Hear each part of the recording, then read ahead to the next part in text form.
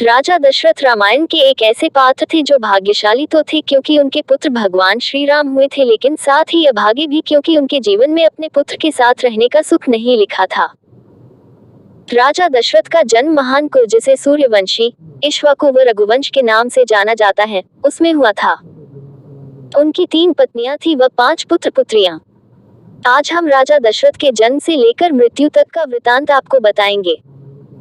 दशरथ का जन्म कौशल नरेश अज के घर में हुआ था। उनके माता पिता का नाम अज व इंदुमती था। बचपन में उनका नाम नेमी था, लेकिन बाद में दशरथ पड़ गया। दशरथ का अर्थ होता है 10 दिशाओं में रथ। दरअसल दशरथ जब युद्ध करने जाते थे तो वे अपनी रथ को सभी 10 दिशाओं में लेकर जा सकते थे व भयंकर युद्ध कर सकते थे, इसलिए उनका नाम दशरथ पड़ गया। अपने माता पिता की मृत्यु के पश्चात दशरथ कौशल देश के राजा बने जिसकी राजधानी अयोध्या थी।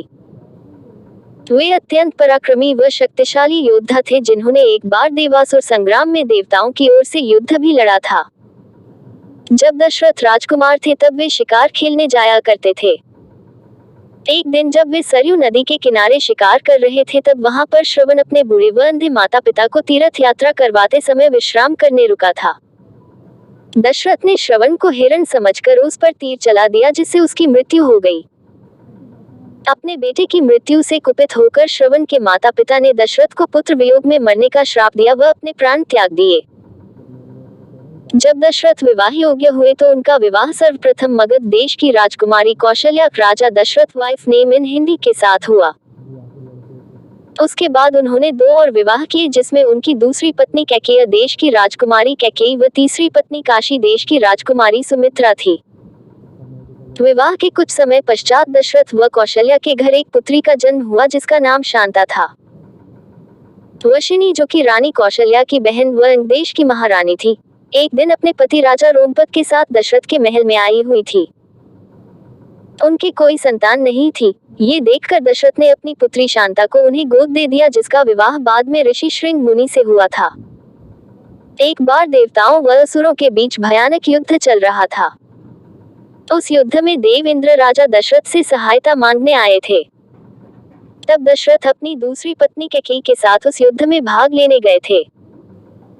दुर्भाग्य से युद्ध में दशरथ बुरी तरह घायल हो गए। तब कैकेयी ने ही अपनी समझदारी से दशरथ के प्राण बचाए व उनका उपचार किया था। रानी कैकेयी की चतुराई व कर्तव्यनिष्ठा से प्रसन्न होकर दशरथ ने उन्हें 2 वर मांगने को कहा। रानी कैकेयी ने उस समय तो कुछ नहीं मांगा, लेकिन दशरथ से यह कह दिया कि समय आने पर वह उनसे ये 2 वर मांग लेंगी। राजा दशरथ ने कैकेयी को वे 2 वचन कभी भी उनसे मांगने को कह दिया। कई वर्षों तक दशरथ को कोई पुत्र प्राप्त नहीं हुआ। इससे वे बहुत चिंतित थे क्योंकि अयोध्या की प्रजा अपने अगले राजा के जन्म लेने की प्रतीक्षा में थी। तब अपने राजगुरु वशिष्ठ के परामर्श पर दशरथ ने अपने दामाद ऋषि श्रृंग मुनि से संपर्क कर पुत्र कामेष्टि यज्ञ आयोजित करवाया। उस यज्ञ के फल स्वरूप ऋषि ने उन्हें एक खीर का प्याला दिया जिसे तीनों रानियों को खाना था। वह खीर का प्याला तीनों रानियों ने आपस में बांटकर खा लिया। पुत्र कामेष्टि यज्ञ के फलस्वरूप दशरथ के घर 4 पुत्रों का जन्म हुआ। इसमें उन्हें सबसे बड़ी रानी से श्रीराम प्राप्त हुए जो स्वयं भगवान विष्णु के अवतार थे। दूसरी रानी कैकेयी से उन्हें भरत तथा तीसरी रानी से 2 पुत्र लक्ष्मण व शत्रुघ्न की प्राप्ति हुई।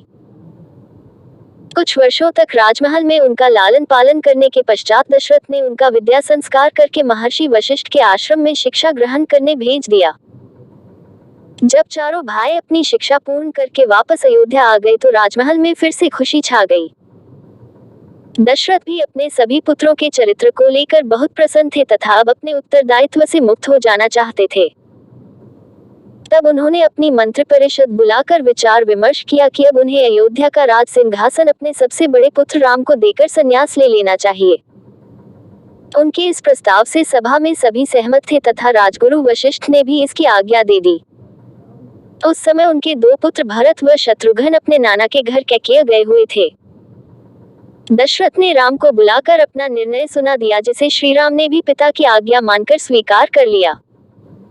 राजा दशरथ ने अगले दिन श्रीराम के राज्याभिषेक की घोषणा पूरे राज्य में करवा दी। इस घोषणा से चारों ओर उल्लास का वातावरण छा गया, लेकिन मंथरा जो कि कैकेयी की सबसे प्रिय दासी थी, उसने कैकेयी को भड़का दिया तथा उसके पुत्र भरत को राजा बनाने को कहा। तब मंथरा की योजना के अनुसार कैकेयी उस रात को कोप भवन में चली गई। कोप भवन वह होता है जहां रानी अपने सभी आभूषण, राजसी वस्त्र इत्यादि त्याग कर राजा से नाराज होकर चली जाती है। फिर उस रात राजा को रानी को मनाने कोप भवन में अवश्य जाना होता है। जब राजा दशरथ को ये बात पता चली तो वे आनन फानन में कोप भवन गए।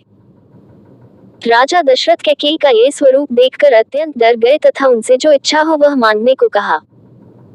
कैकेयी ने अपने वही 2 वचन मांगे जो उन्होंने देवासुर संग्राम में उसे दिए थे। राजा दशरथ इसके लिए तैयार हो गए तथा उससे कुछ भी मांगने को कहा।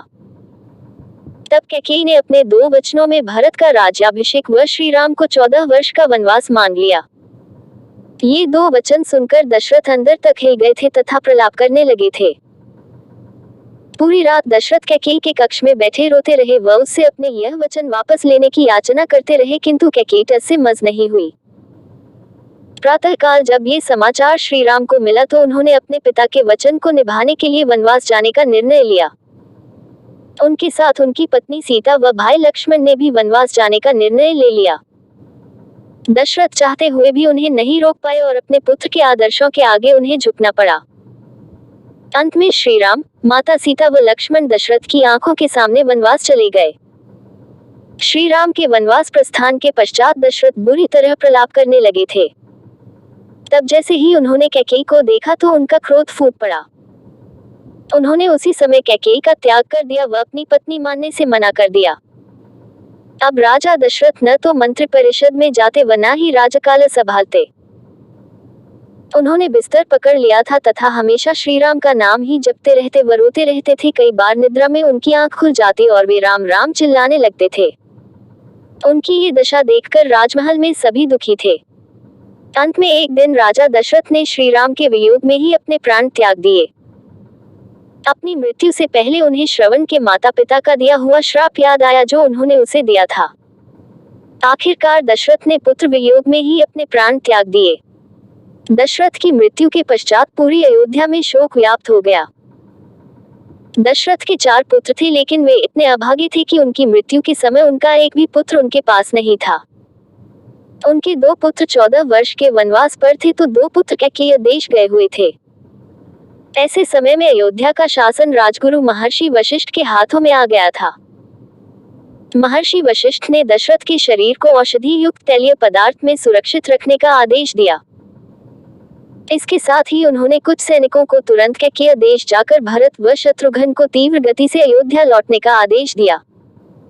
महर्षि वशिष्ठ का आदेश पाकर भरत व शत्रुघ्न तुरंत अयोध्या के लिए निकल पड़े। वापस आकर उन्हें संपूर्ण घटना का ज्ञान हुआ। इसके पश्चात भरत ने अयोध्या का राज सिंहासन ठुकरा दिया व अपनी मां कैकेयी का हमेशा के लिए त्याग कर दिया। उन्होंने विधिवत अपने पिता दशरथ का अंतिम संस्कार किया व श्री राम को वनवास से वापस लेने चित्रकूट के लिए निकल पड़े।